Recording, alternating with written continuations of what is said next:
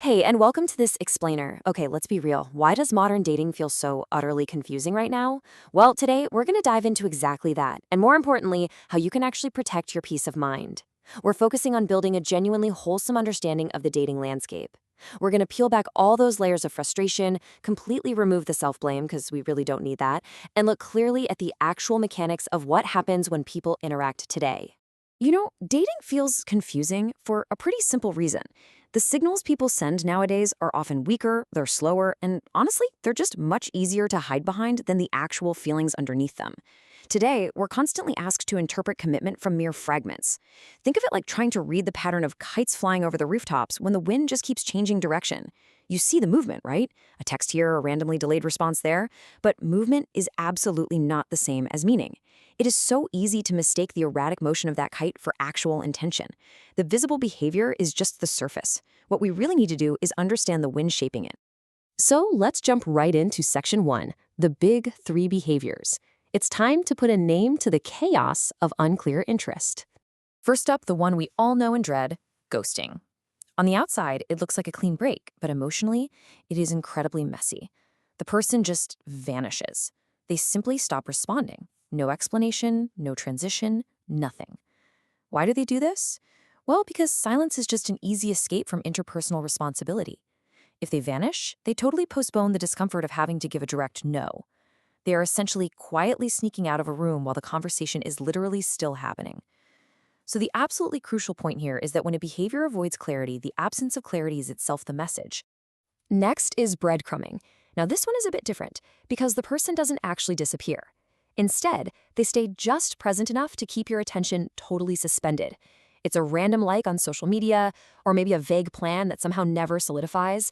Think of a shopkeeper who leaves the front light on and the door propped half open, but they never actually ring up a customer. The message isn't come in, it's actually don't leave.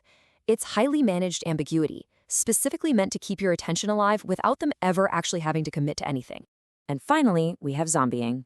This wild phenomenon happens when someone who totally ghosted you suddenly reappears weeks or even months later with a casual, "Hey stranger." Zombieing works because the person wants all the fun benefits of reconnection without actually paying the social cost of repairing the relationship. It literally feels exactly like someone walking out halfway through a movie, coming back an hour later, and acting like the continuity of trust was never even broken. And yeah, it can feel kind of flattering at first, but without a genuine repair, it is building on a very, very fragile foundation. All right, let's shift gears to section 2, the hidden shared engine. Let's look at what actually lies beneath the surface of all this.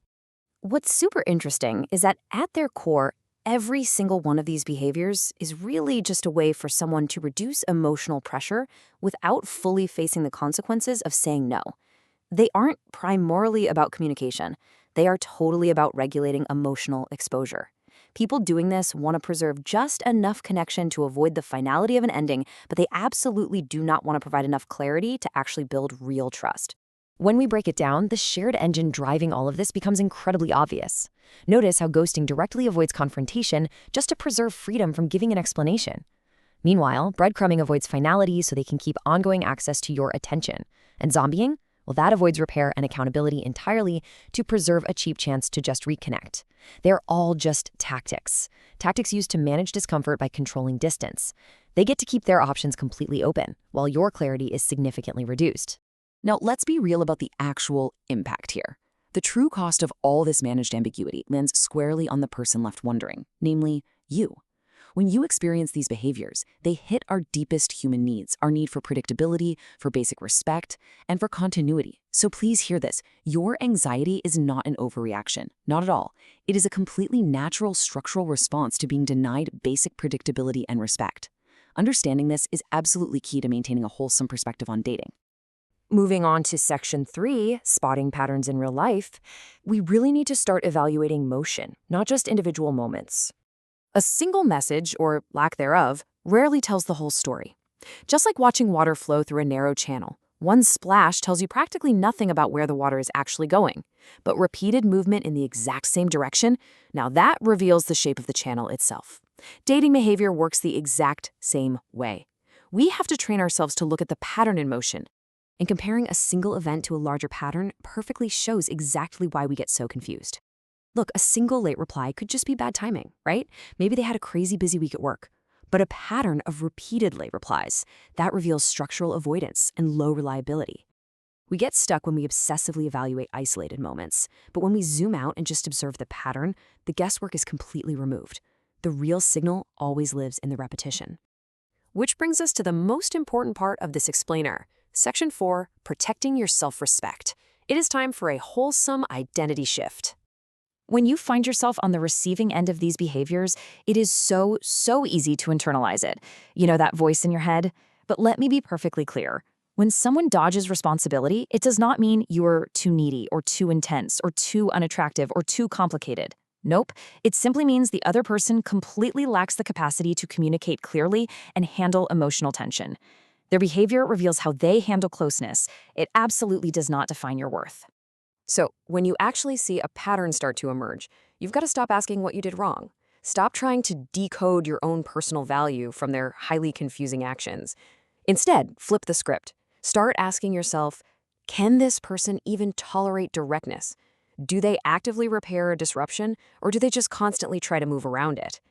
This completely changes the dynamic. You are no longer just someone passively waiting around for a reply. You are someone actively reading the relational structure. By adopting this new mental model, you totally empower yourself. You learn to just notice inconsistency without making up cute romantic excuses for it. You begin to easily distinguish a simple, honest delay from true avoidance. You can tell the difference between intermittent attention and genuine, real interest. And you can definitely distinguish a casual return from a real, meaningful repair. This is what allows you to respond with calm, grounded self-respect, because you can finally see the matrix. You are no longer easily manipulated by ambiguous signals. As we wrap up, I want to leave you to ponder this final question. Whenever you feel that familiar, horrible dating anxiety bubbling up inside, just pause, look at the pattern, and ask yourself this very question. Remember, ghosting, breadcrumbing, and zombieing are never ever tests of your worth. They are simply tests of whether the other person can actually handle clarity.